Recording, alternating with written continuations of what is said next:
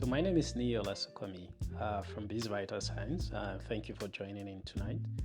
So I get asked one frequent question: how can we keep our business afloat based on cash flow management? One of the key things I tend to say to business owners is the first thing is having a plan. Now, when you build a plan, one of the key reports or projections you probably would have put into consideration will be the cash flow statement, right? So first is having a plan. What's your plan for cash flow? Now, your cash flow plan will kind of highlight when funds will deplete, right? And then you want to measure something called your cash depletion cycle, and that's your burn rate, right? How often will funds you have in the account, right, or have in pocket or have in the business, how often would that be depleted? How fast is that depleted? So have a plan.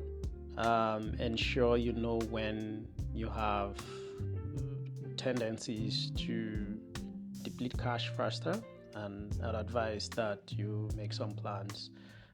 Seek additional investment, make savings available. So there are going to be good times in business.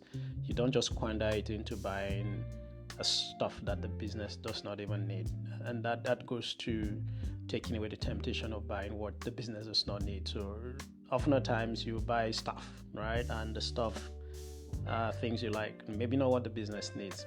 I would say you take some of those funds, maybe talk out 60-70% away and put into some form of savings, interest yielding savings, and then for the rainy day. So have a plan, avoid waste in the rainy days, save a bit, put it aside in high interest account or interest bearing account, and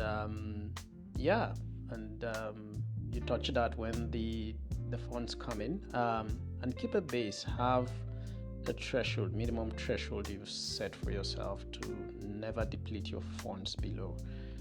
That's just to guide against you having cash flow crunch in the business. I'll conclude by saying something that a good engine in your car is considered profit in business. So you want to have a business who is doing well and has a sustainable profitability, but the fuel to drive that vehicle is the cash flow. You want to be sure to have a good engine, which is profitability in the business, but also how will the car move, and that's cash flow. Managing these two aspects of business will ensure that you don't run into issues when conducting business. Until next time, I would come to you guys again with something interesting and very relevant information as to how to manage your business properly.